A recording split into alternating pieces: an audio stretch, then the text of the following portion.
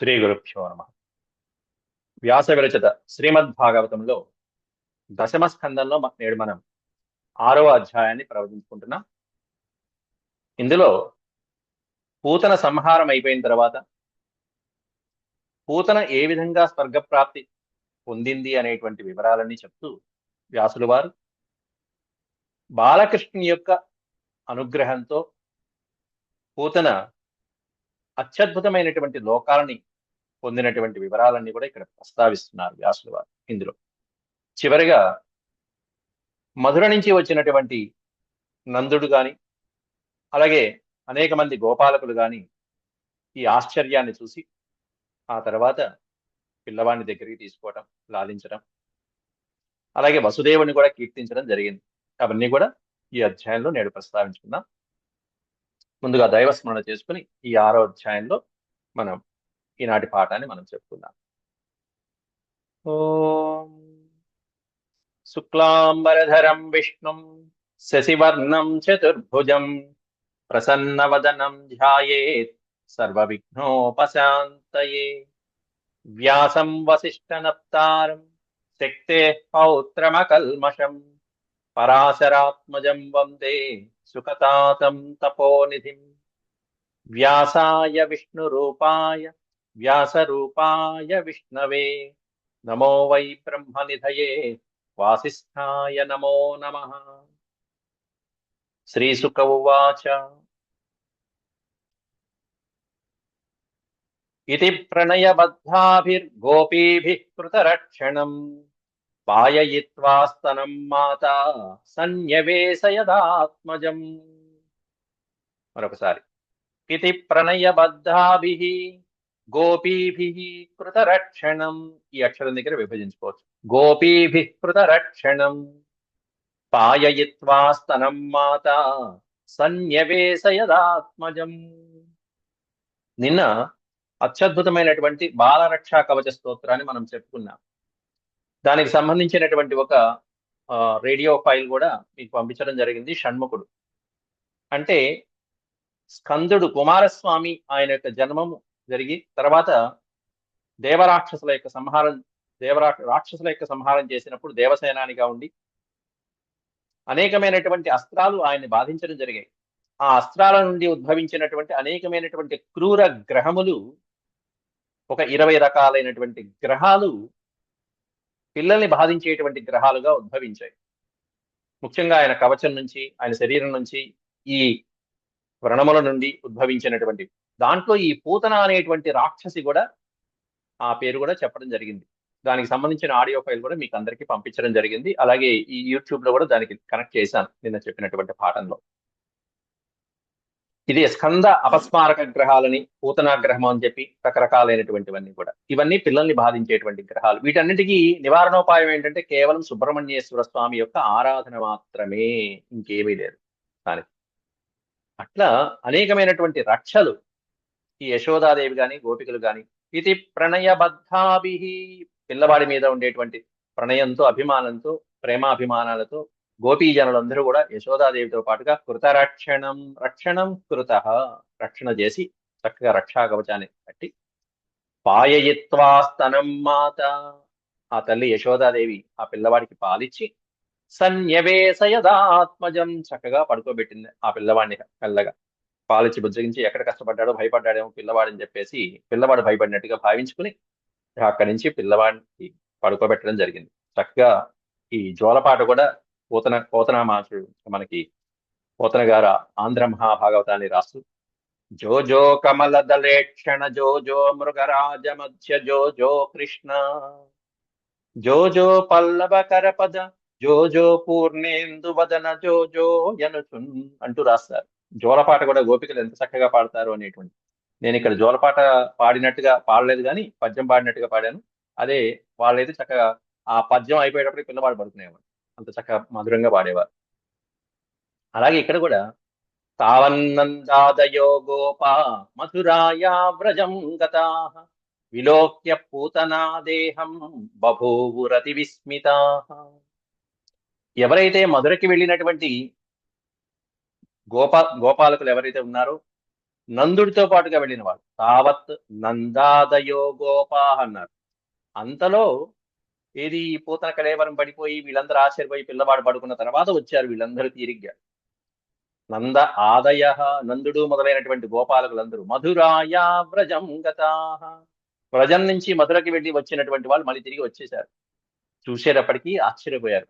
పూతన దేహం విలోక్య పూతన దేహం, ఈ పూతన యొక్క రాక్షసి యొక్క దేహాన్ని విలోక్య చూసి బభూవురతి విస్మితాః, విస్మయం అంటే ఆశ్చర్యం, అతి విస్మితాః బభూవు, అత్యంత ఆశ్చర్యాన్ని పొందారు వీళ్ళు ఈ శరీరాన్ని చూసి.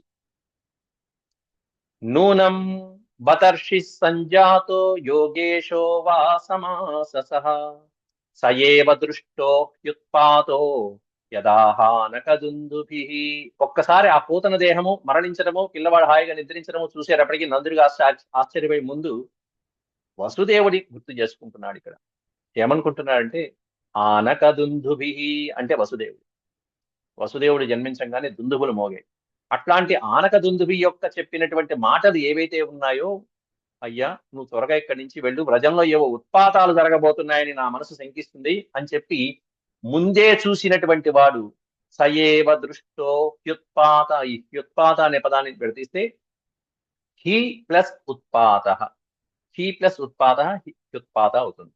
హి అంటే షూర్లీ, ఖచ్చితంగా, ఖచ్చితంగా నా మనసు ఏదో కీడు శంకిస్తుంది, అక్కడ ఏవో ఉత్పాతాలు జరగబోతున్నాయి అని చెప్పి ఆనక దుందిబి అయినటువంటి వసుదేవుడు ఎప్పుడైతే యదా ఆహ, ఈ యదాహ అనే పదంలో కూడా రెండు పదాలు ఉన్నాయండి. యదా ప్లస్ ఆహ. ఆహ అంటే పలకటం, చెప్పటం. ఎప్పుడైతే వసుదేవుడు చెప్పాడో ఉత్పాతాలు కలుగుతాయని, అప్పుడే నా మనసు శంకించింది, ఇదిగో జరిగింది. నిజంగా అట్లా ముందు చూపుగా చెప్పినటువంటి వాడు అవ్వచ్చు, లేకపోతే చక్కటి వాక్ ప్రభావం కలిగినటువంటి వాడైనా, వాక్శక్తి ఉంటుంది కొంతమందికి, అట్లాంటి వాళ్ళ యొక్క మాటలు జరిగి తీరుతాయి. కాబట్టి తప్పకుండా నూనం వతర్షి, తప్పకుండా ఈ వసుదేవుడు పూర్వజన్మలో ఏదో మహానుభావుడై ఉంటాడు, మహర్షి అయి ఉంటాడు. నూనం వతర్షి సంజాత, లేకపోతే యోగేశో వా సమాససః, లేకపోతే మహాయోగీంద్రుడయ్యా, యోగీంద్రుడైనా అయి ఉంటాడు, మహర్షి అన్నా అయి ఉంటాడు, యోగేశ్వరుడన్నా అయి ఉంటాడు వసుదేవుడు. ఎందుకంటే ఆయన మాట తూచా తప్పకుండా జరిగింది అని చెప్పి ఆశ్చర్యపోయాడు నందుడు రాగానే ఈ సన్నివేశం చూసి. ఇక 16 కిలోమీటర్లు పడినటువంటి ఆ కళేబరాన్ని ఏం చేయాలి?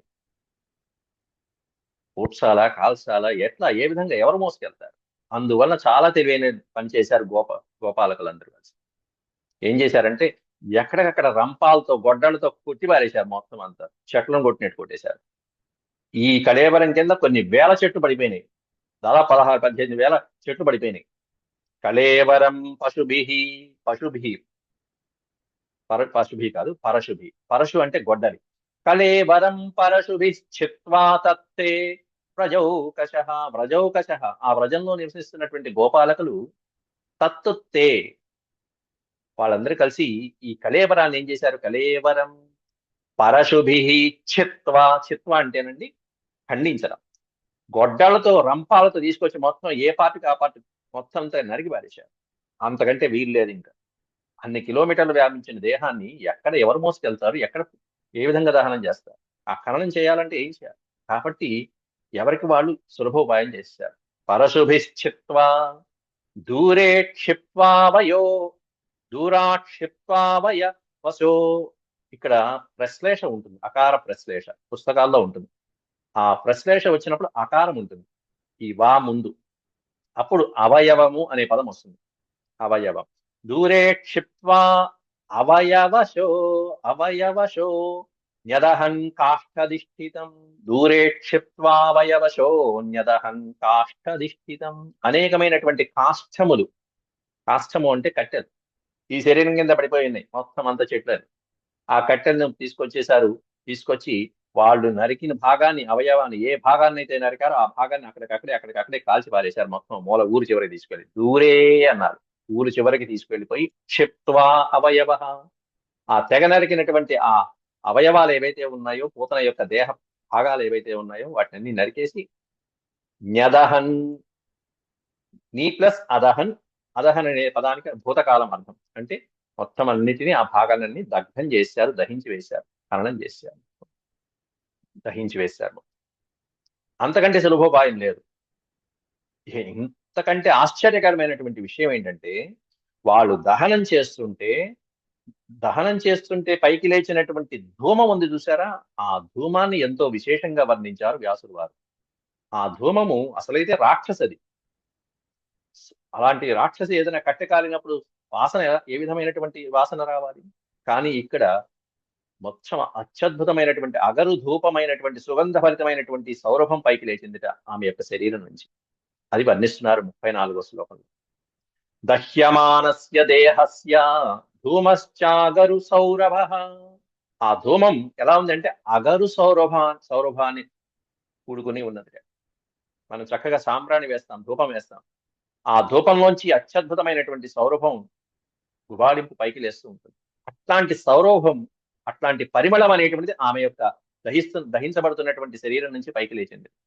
దహ్యమానస్య దేహస్య, దహించబడుతున్నటువంటి ఆమె యొక్క ఆ పూతన యొక్క దేహం నుంచి, రాక్షసి యొక్క దేహం నుంచి ఆ ధూమం అగరు సౌరభ ధూమ ఉత్థిత. ఉత్థిత అంటే పైకి లేవ. ఉత్థిత కృష్ణ నిర్భుక్త, ఉత్థిత కృష్ణ నిర్భుక్త సపద్యాహత పాప్మన. దేని వల్ల కలిగింది అంటే కేవలం కారణం ఇదిగో ఇదేనండి. శ్రీకృష్ణ పరమాత్ముడు ఆమె యొక్క స్తనమును గురోలాడు, ఆమె పాలు తాగాడు.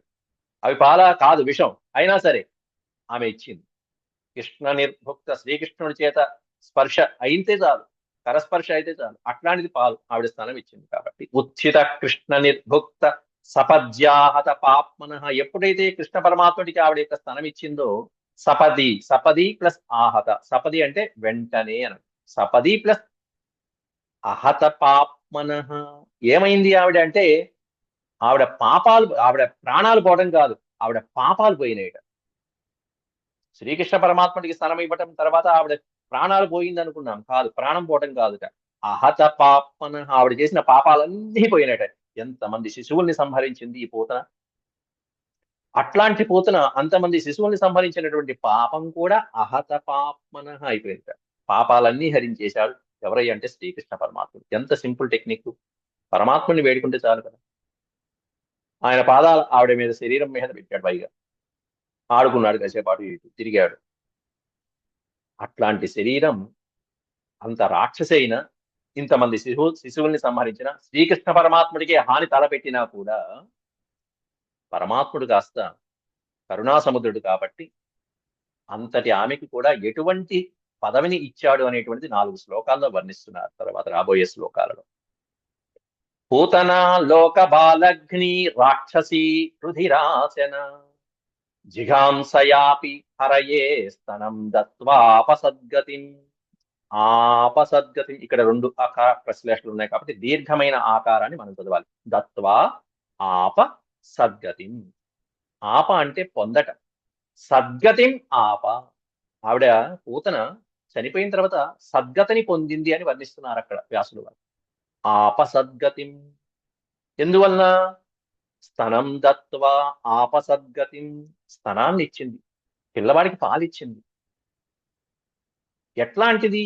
పూతన లోక బాలగ్ని రాక్షసి రుధిరాసన అయినప్పటికీ కూడా ఆవిడ రాక్షసి, లోక బాలగ్ని, లోకాలలో ఉన్నటువంటి ఆ ప్రజల్లో ఉన్నటువంటి గ్రామాలలో ఉన్నటువంటి బాలలందరినీ కూడా గ్రహ సంహరించినటువంటి స్త్రీ. ఆ ఒక్క అక్షరానికి హంతకురాలు అని అర్థం. బాలల్ని సంహరించినటువంటి రాక్షసి, బాలగ్ని రాక్షసి, రుధిరాసన, నెత్తురు తాగేటువంటి రాక్షసది. అట్లాంటిది జిఘాంసయాపి హరయే, ఆ పరమాత్మని సంహరించడానికి, శిశువుల్ని సంహరించడానికి వచ్చినప్పటికీ కూడా హరయే స్తనం తత్వ, హరి కోసం స్తనం ఇచ్చినటువంటి కారణం, ఆ ఒకే ఒక్క కారణంతో సద్గతిం ఆపరాక్షసి, ఆ రాక్షసి కాస్త సద్గతిని పొందిందిట. ఎటువంటి సద్గతిని పొందిందో మళ్ళీ కింద వర్ణిస్తున్నారు. ఎట్లాంటి సద్గతి? ఒక రాక్షసికి ఇంత పదవినిచ్చారే స్వామి,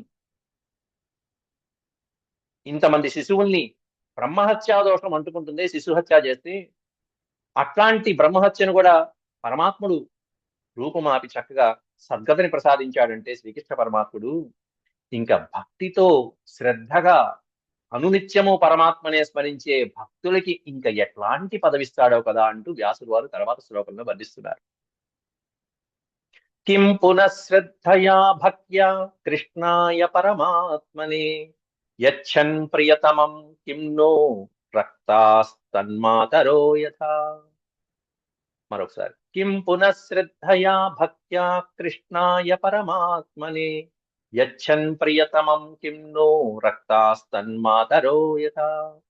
రక్తా అంటే అనురక్తితో, అభిమానంతో, ప్రేమాభిమానాలతో ఎవరైతే ఆ పిల్లవాడికి బాలుడైనటువంటి శ్రీకృష్ణ పరమాత్ముడికి పాలిచ్చారో, స్తనాన్ని పంచారో, తన్మాతరహ యథ, ఆ తల్లులకి ఏ విధంగా అయితే ఎట్లాంటి ఉత్తమ లోకాలు వస్తాయో అట్లాంటి లోకాల్ని పొందిందిట పూతన.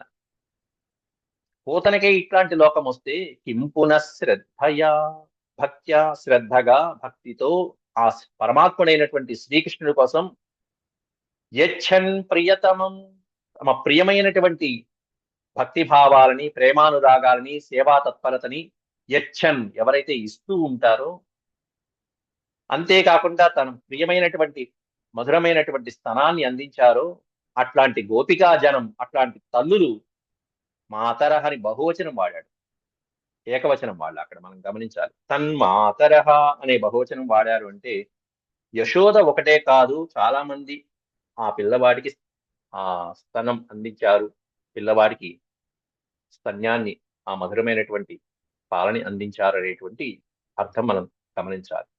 తర్వాత శ్లోకాల్లో కూడా మాతరహ అనే పదమే వాడారు.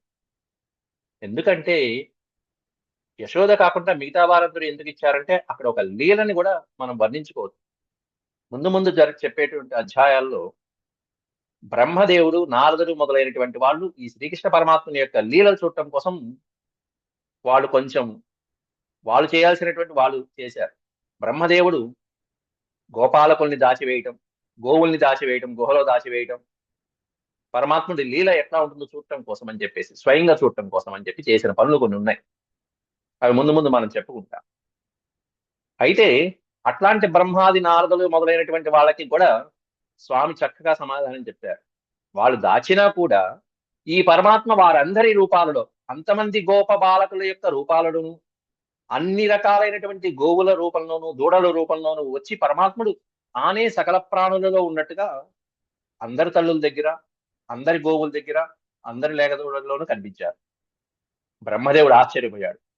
ఈయన్ని మనం ఏం చేస్తాంలే అని చెప్పి చక్కగా మళ్ళీ ఆయన తప్పుకున్నాడు ఆయన పని నుంచి. అట్లాంటి సందర్భంలో ఆ తల్లులు పిల్లల కోసం వెతుకుతూ ఉన్న సందర్భంలో బాలకృష్ణుడు వాళ్ళ పిల్లల రూపంలో వెళ్ళాడు. అలా వెళ్ళటం వల్ల పిల్లలకి ఆ పిల్లవాడు ఇక్కడే ఉన్నాడు అని చెప్పేసి ఆ పిల్లల్ని ఆత్మీయంగా తీసుకుని గోపికలందరూ కూడా స్తన్యాన్ని ఇవ్వటం జరిగింది.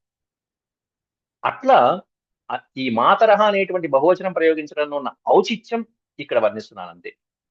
కాబట్టి ఒక రాక్షసికే అట్లాంటి ఉన్నతమైనటువంటి స్థానాన్ని కల్పిస్తే భక్తితో, శ్రద్ధతో పరమాత్ముడి కోసం తమ ప్రియమైనటువంటివన్నీ సర్వము సమర్పించేటువంటి భక్తులైనటువంటి వాళ్ళకి కిం పునః, ఇంక చెప్పేదే ఉంది. కిం పునః అనే పదానికి అర్థం అది. ఇంక చెప్పేదే ఉంది, ఇంకెంత ఇస్తారో కదా భగవంతుడు. అందులో రక్త తన్మాతరో యథ, అనురక్తితో సమర్పించేటువంటి తల్లులు కొంతమంది ఉంటారు. ఎంతో అనురాగంతో ఆ పిల్లవాడికి మధురమైనటువంటి పాలని అందిస్తూ ఉంటారు కదా. ఇక ఆ తల్లుల యొక్క భాగ్యం చెప్పేదే ఉంది. పైగా ఈ పిల్లవాడు బాలకృష్ణుడు ఆ పూతన మీద ఎలా ఆడుకున్నాడు. పద్భ్యాం భక్త హృదిస్థాభ్యాం వంద్యాభ్యాం లోకవందితై అంగం యస్యా సమాక్రమ్య భగవాన్ అపిబస్తనం.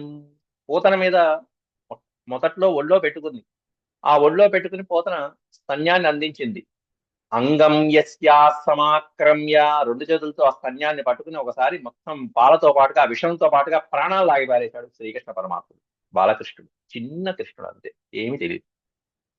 అట్లా తన యొక్క అంగం భాగంలో యస్యాహ అంగం సమాక్రమ్య, యస్యాహ అనేది స్త్రీలింగ భాష. ఏ పూతన యొక్క శరీర భాగం మీద అయితే ఆక్రమించి తన పాదాలతో, చేతులతో ఆ పిల్లవాడి రూపంలో ఉన్నటువంటి పరమాత్ముడు ఆమె యొక్క శరీర భాగాన్ని ఆక్రమించి భగవాన్ అపిబత్ స్తనం, స్తనాన్ని తాగాడు. ఆ స్తనంలో ఉన్నటువంటి పాలని, విషాన్ని అవ్వచ్చు, ఏదైనా అవ్వచ్చు, ఆయనకి ఎంత అదంతా గ్రోలాడు. అటువంటి భగవంతుడు ఈమెకి అట్లాంటి అత్యద్భుతమైనటువంటి స్థానాన్ని కల్పిస్తే, ఉన్నతమైనటువంటి పదవినిస్తే, ఇక భక్తులైనటువంటి వాళ్ళు ఇటువంటి పరమాత్ముడి యొక్క పద్భ్యాం, చక్కటి అరవిందం లాంటి పాదపద్మాలని ఎక్కడ పెట్టుకుంటారు భక్తులు? హృదిస్థాభ్యాం భక్త హృదిస్థాభ్యాం అన్నారు. భక్తులు వాళ్ళ హృదయాలను పెట్టుకుంటారు. పోతన అలా కాదు, ఒళ్ళో పెట్టుకుంది. తర్వాత స్వామి ఆడుకున్నారు ఆమె యొక్క శరీరం పైన.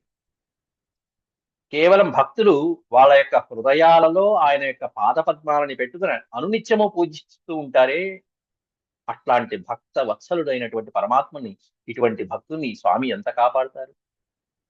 అట్లాంటిదే వంద్యాభ్యాం లోకవందితై, వంద్యాభ్యాం లోకవందితై.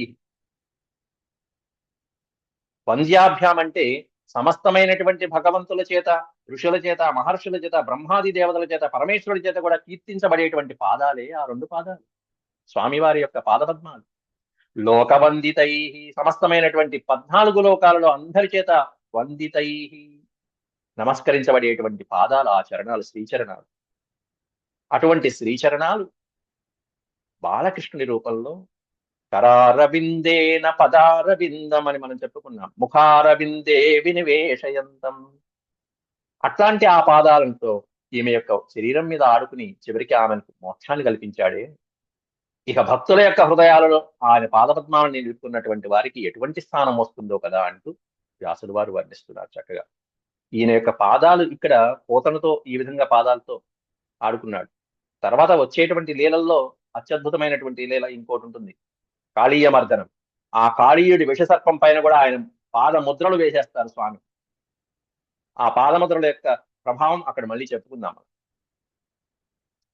అట్లాగే యాతు ధాన్యపి సా స్వర్గమవాప జననీ గతిం కృష్ణభుక్తస్తన క్షీరా కిము గావో ను మాతరః, కిము గావో ను మాతరః.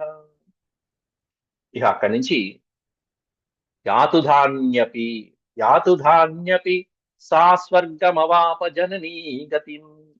జనని అంటే తల్లి. అట్లాంటి స్తన్యాన్ని ఇచ్చినటువంటి మాతలు, తల్లులు ఏ స్వర్గలోకానికైతే వెళ్తారో, ఎటువంటి స్థానాన్ని అయితే పొందుతారో, అట్లాంటి స్వర్గం అవాప సా, సా అంటే ఆమె. ఆ పూతన వాళ్ళు చేరుకునేటువంటి, అటువంటి తల్లులు చేరుకునేటువంటి స్వర్గలోకానికి చేరుకుంది అంటూ వర్ణిస్తున్నారు ఇక్కడ వ్యాసుల వారు. యాతుధాన్యపి, ఆమె ఎంత రాక్షస అయినప్పటికీ కూడా, క్రూరాత్మురాలైనప్పటికీ కూడా, ఎవరైతే ఆత్మీయతతో ఈ పరమాత్ముడికి సేవలు అందించారో, బ్రహ్మదేవుడు అంత ఆటలాడుకున్నా కూడా గోపాలకుల్ని దాచి, అంతమంది గోపాలకుల వేషంలో ఆ గోపికల యొక్క స్థనాన్ని గ్రోలి వారందరికీ కూడా మోక్షాన్ని కల్పించి, ఆ గోవులన్నిటికీ మోక్షాన్ని కల్పించి, అటువంటి గొప్ప కరుణావత్సలుడైనటువంటి పరమాత్ముడు వీళ్ళందరికీ, ఈ తల్లులందరికీ ఎటువంటి గతిని, ఎటువంటి స్థానాన్ని అయితే కల్పించాడో అటువంటి స్వర్గలోకానికి చేరుకుంది పోతన అంటూ వర్ణిస్తున్నారు. కృష్ణ భుక్తస్తన క్షీరా కిము గావు, ఇక్కడ అందుకే గావహ మాతరహ అని రెండు పెట్టారు. గావహ అంటే గోవులు, మాతరహ అంటే తల్లు. ఈ పిల్లవాడిని చూసేటప్పటికీ, బాలకృష్ణుని చూసేటప్పటికీ వారి యొక్క స్తనాలు ద్రవిస్తూ ఉండేవి. బాలకృష్ణుని చూసేటప్పటికీ ఆవులు వాటంతట అవే పాలని స్రవిస్తూ ఉండేవి. అట్లాంటి స్తనములు, అట్లాంటి పొదుగులు కలిగినటువంటి ఆ గోవులు, ఆ తల్లులు ఈ పిల్లవాడికి స్తనాన్ని అందించి పాలని అందించినటువంటి ఆ గోవులు గాని, తల్లులు గాని ఎటువంటి పుణ్యలోకాలు అయితే పొందుతారో అటువంటి పుణ్యలోకాలు పొందుతారు అంటూ, అటువంటి పుణ్యలోకాల్ని ఈ పూతన కూడా పొందింది అని వర్ణిస్తున్నారు. ఇది పరమాత్ముడి యొక్క వైశిష్ట్యం. అలాగే పయాంసి యాసామపిబత్ పుత్ర స్నేహ స్మృతాన్యలం భగవాన్, భగవాన్ దేవకీ పుత్ర కైవల్యాత్ అఖిల ప్రద, కైవల్యాత్ అఖిల ప్రద. ఇక మోక్షం ఎట్లాంటి సుఖాలను ఇస్తాడు? ఐహికమైనటువంటి సుఖాలని, అంతకంటే మించినటువంటి మోక్షాన్ని ఇస్తాడు. కైవల్యాత్ అఖిల ప్రద, అన్నిటికంటే మించినటువంటి కైవల్య స్థానాన్ని భగవంతుడు ఇస్తాడు దేవకీ పుత్రుడైనటువంటి వాసుదేవుడు ఇస్తాడు అని చెప్పి వర్ణిస్తున్నాడు ఇక్కడ.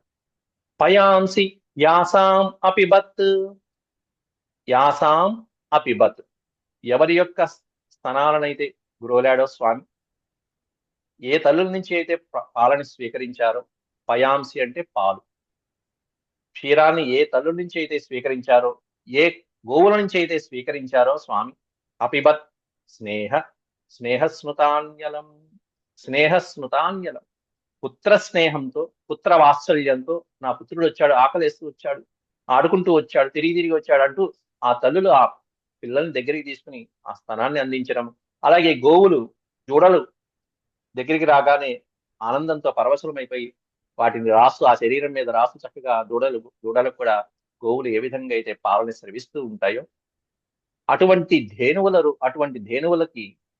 ధేనువుల దగ్గర ఈ దూడల రూపంలోను, అలాగే చిన్న చిన్న గోపాలకుల రూపంలోను స్వామి వీరందరి దగ్గర పాలని గురువులైన సన్నివేశం ఇక్కడ మనం గుర్తు చేసుకోవాలి.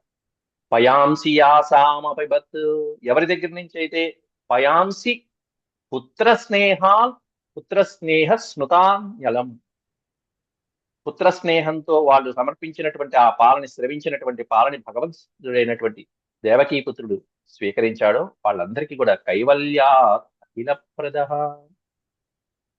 కైవల్యము అంటే మోక్షము, అంతేకాకుండా ఐహికమైనటువంటి సుఖాలు, భవబంధాలు లేనటువంటి పూర్తి స్థానమైనటువంటి సుఖాలతో పాటుగా మోక్షాన్ని కల్పించాడు స్వామి, పరమపదాన్ని అందించాడు. అంతేకాకుండా తాసాం అవిరతం కృష్ణే కుర్వతీనాం సుతేక్షణం న పునః కల్పతే రాజన్ సంసారో జ్ఞాన సంభవ. ఇక్కడ ఆ అనేటువంటి అక్షరం మనం విడ తీసుకున్నప్పుడు మాత్రమే చదవాలి. సంసార అజ్ఞాన సంభవ అని చదువుకోవాలి విడ తీసినప్పుడు. కలిపేసి చదివినప్పుడు సంసారో జ్ఞాన సంభవ అని చదవాలి.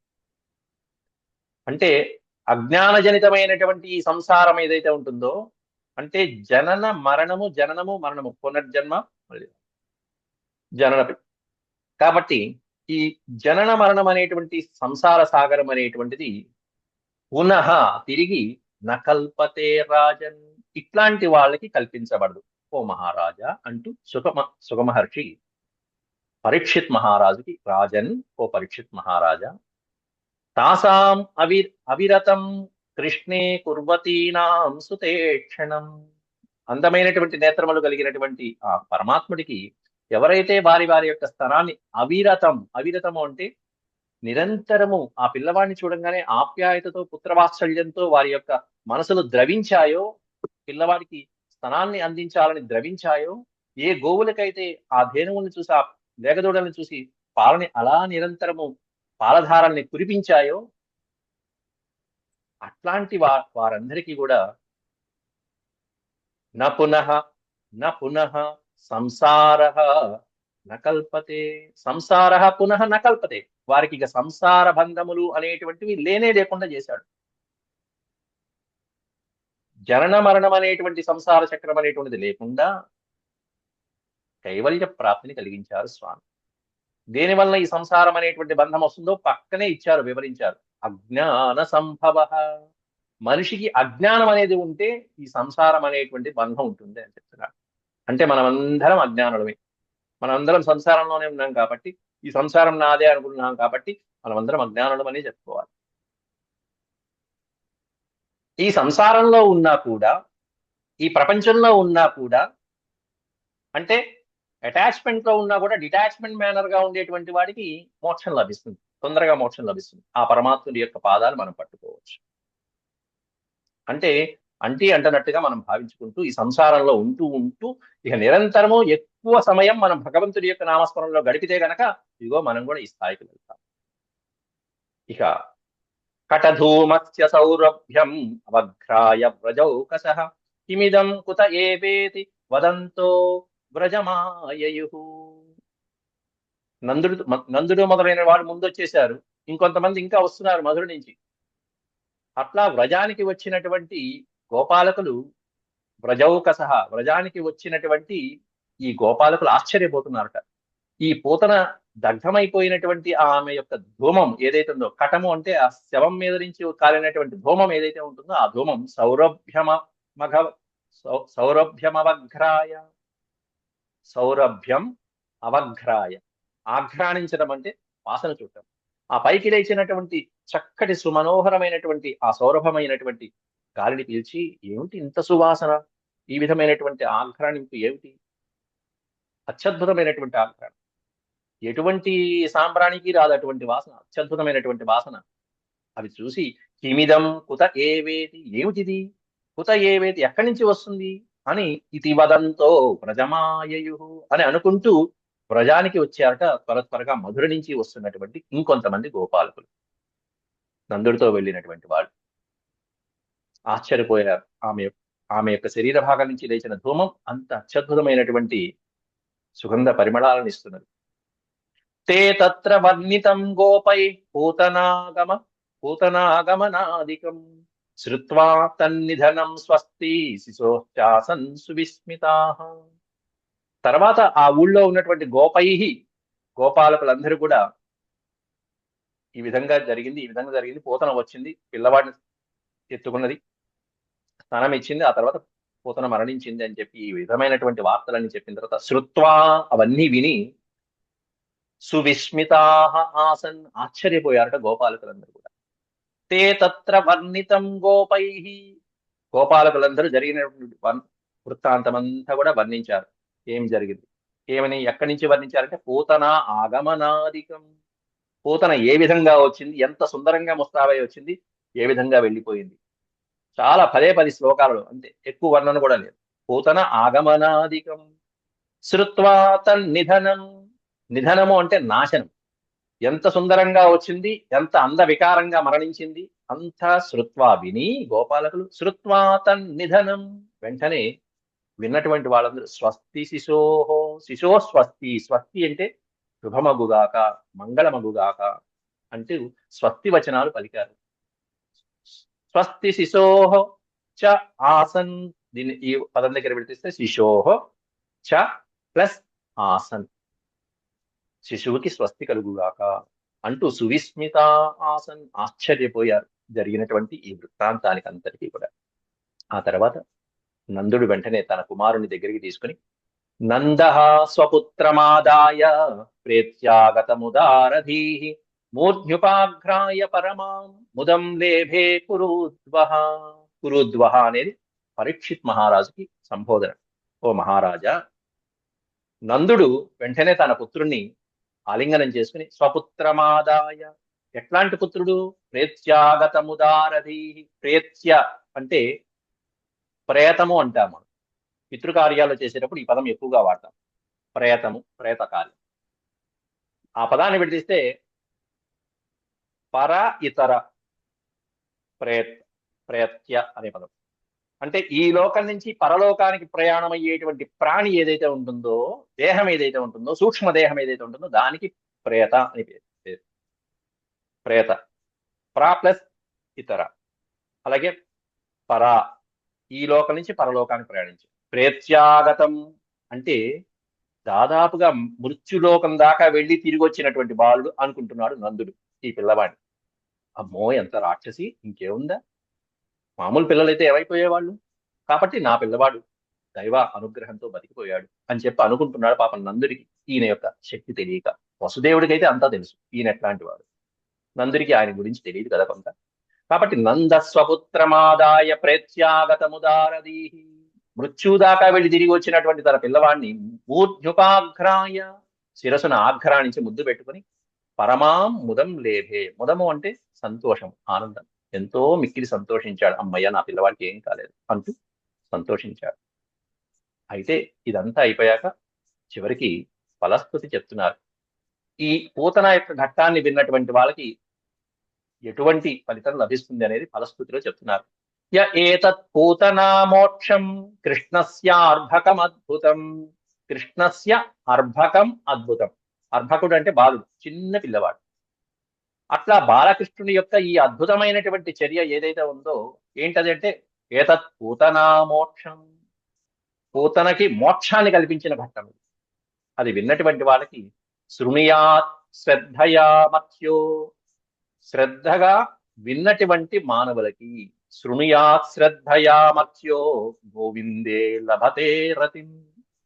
ఏం కలుగుతుందా అంటే గోవిందుడి మీద ఆసక్తి కలుగుతుందిట. గోవిందుడి మీద మనసు లగ్నం అవుతుందిట. గోవిందుడి మీద మనసు లగ్నం అవ్వాలంటే, మన మనసు లగ్నం అవ్వాలంటే, గోవింద నామస్మరణ చేసుకోవాలంటే మొట్టమొదటి ముందు మనం వినాల్సింది ఏంటంటే ఇగో ఈ పోతనా మోక్షం అనేటువంటి ఈ ఆఖ్యానాన్ని, ఈ అధ్యాయాన్ని మనం చదువుకోవాలి.